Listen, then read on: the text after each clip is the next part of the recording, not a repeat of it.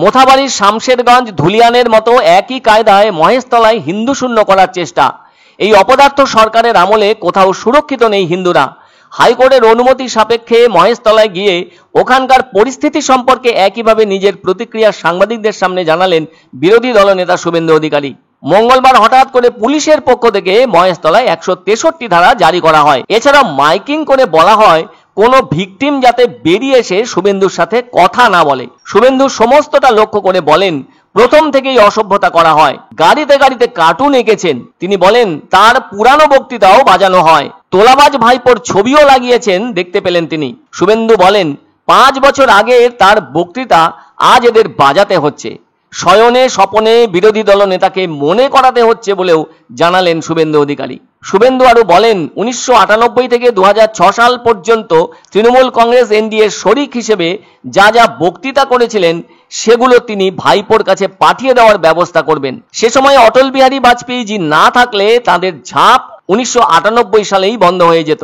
আর সেই অতীত ইতিহাস তোলাবাজ ভাইপো জানে না বলে জানান বিরোধী দলনেতা শুভেন্দু। তিনি এবার পুলিশের ভূমিকা নিয়েও কটাক্ষ করেন। তিনি বলেন পুলিশ দিয়ে ওখানকার বিপদে পড়া হিন্দুদের তার সাথে কথা বলা আটকানোর চেষ্টা করা হয়েছে। এবার তিনি জোরের সঙ্গে বলেন তারপরেও তিনি তাদের সাথে দেখাও করেছেন এবং কথাও বলেছেন।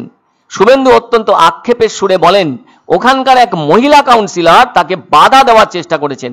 তিনি বলেন কলকাতা হাইকোর্টের নির্দেশ পুলিশ প্রশাসন সম্পূর্ণভাবে লঙ্ঘন করেছে। এরপর তিনি অত্যন্ত স্পষ্টভাবে বলেন আগামীতে আইনগতভাবে যা করার সবটা করবেন তিনি। আগামী 8 মাস পর মমতা বন্দ্যোপাধ্যায় তো প্রাক্তন হবেন আর ভাইপো জেলে যাবেন। শুভেন্দু অধিকারী আরো বলেন এদিন মমতা বন্দ্যোপাধ্যায় প্রেস করেছেন, উনি এত বিচলিত এত উদ্ভ্রান্ত কেন? তার সবচেয়ে বড় কারণ ওবিসি সংক্রান্ত রায়। ওই রায়ের ফলে 17% হিন্দুদের ওবিসি তো গেলই, সঙ্গে সঙ্গে মুসলিমদেরও সর্বনাশ করলেন এই মুখ্যমন্ত্রী। আর এটা প্রমাণিত হয়েছে বলেই তিনি ঘাবড়ে আছেন। শুভেন্দু বলেন পরশু উনি বিক্ষোভের মুখেও পড়েছিলেন। তিনি বলেন গত পরশু খিদিরপুরের এক ব্যবসায়ীকে তুলে নিয়ে যাওয়া হয়েছে, এখনো ওনাকে কোর্টে তোলা হয়নি। এ প্রসঙ্গে শুভেন্দু বলেন তারা অপহরণের মামলা করবেন কলকাতা পুলিশের বিরুদ্ধে। জাতীয় মানবাধিকার কমিশনকে বিষয়টা জানিয়েছেন বলে জানান শুভেন্দু। তিনি আবার বলেন মুখ্যমন্ত্রী নোট বাতিলের বিরুদ্ধে যা খুশি বলেছেন। আসল প্রধানমন্ত্রী তো অমিত শাহ, উনি সরকারি সফরে গিয়েছেন।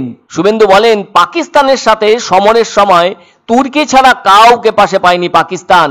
এটাই হলো প্রধানমন্ত্রীর কূটনীতি এবং বাণিজ্য নীতির সাফল্য।